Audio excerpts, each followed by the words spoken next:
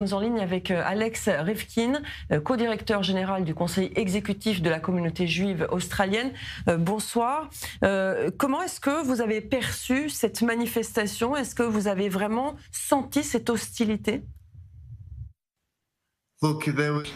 Écoutez, ça a été un mélange. Il y avait beaucoup de personnes là-bas. La police a dit qu'il y avait 90 000 personnes qui marchaient. Ça a été organisé par des groupes extrémistes de l'extrême gauche qui s'appelle le groupe pour l'action pour la Palestine.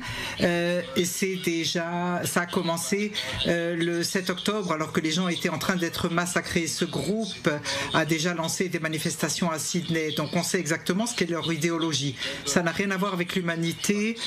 Leur seul objectif est la destruction de l'État d'Israël. Mais ils ont convaincu beaucoup de personnes qu'il s'agissait de terminer la guerre et d'arrêter la souffrance des civils de Gaza. Et beaucoup de gens sont venus se joindre à eux. La police a dit que le ton des cris était pacifique, mais qu'on voit les banderoles qu'ils avaient. Il y avait des banderoles avec l'ayatollah Khamenei, il y avait des banderoles de groupes organisationnistes, il y avait des placards qui disaient que le sionisme était du nazisme, l'appel à l'intifada, on chantait mort à l'armée israélienne. Donc même si c'est une minorité de gens qui dit des choses pareilles, quand on regarde les organisateurs et ceux qui ont lancé les slogans, c'est clair, certains étaient certainement naïfs et ont suivi, mais beaucoup étaient vraiment pleins de haine. Est-ce que selon vous, une ligne rouge a été franchie hier avec cette manifestation ?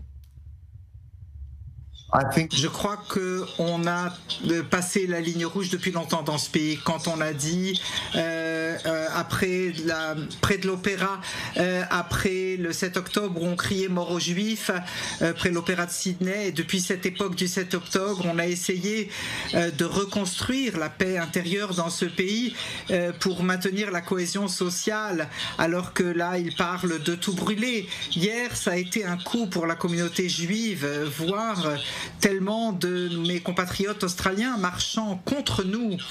Ça fait mal. Mais on est une communauté forte, nous regardons les Israéliens, nous voyons la souffrance que vous subissez et on se dit que si les Israéliens peuvent survivre à la guerre et à la crise des otages, nous pourrons résister aussi. Alors vous dites être inquiet pour les Israéliens qui sont inquiets pour les Juifs dans le monde et notamment les Juifs australiens. Est-ce que vous êtes réellement protégés par les autorités, par la police ?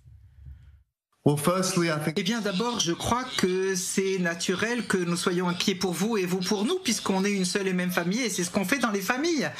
Mais vous savez, malgré tous les défis qu'on a dans ce pays, malgré les attaques, les manifestations dans les rues et la haine que nous ressentons chaque jour dans les cours des écoles, dans les transports publics, les choses se dégradent dans le pays en ce moment, mais en même temps, nous sommes forts comme communauté. Et chaque jour, je reçoit aussi des dizaines de messages de citoyens ordinaires qui soutiennent Israël et la communauté juive et qui détestent ce qui se passe dans ce pays en ce moment.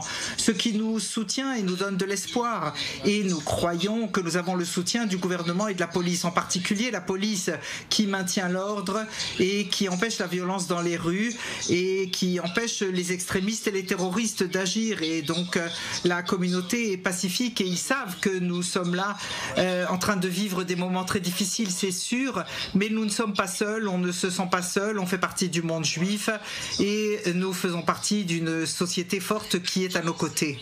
De nombreux Juifs européens envisagent de quitter leur pays, par exemple en France ou en Belgique. Est-ce que c'est le cas aussi des Juifs australiens ?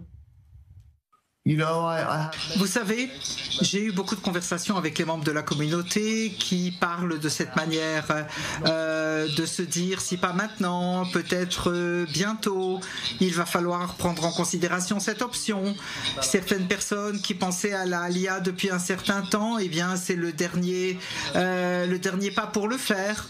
Les Juifs vivent dans ce pays depuis plus de 200 ans. Nous avons été ici aussi loin que que les Européens ont été présents dans ce continent. Les premiers bateaux qui sont arrivés, nous y étions. Et donc, nous nous sentons partie intégrante de ce pays. Et Israël a toujours été dans nos cœurs et c'est toujours notre foyer aussi, mais l'Australie aussi. Et nous voulons avoir notre place dans ce pays. Nous allons nous assurer que les extrémistes ne nous acculeront pas à partir.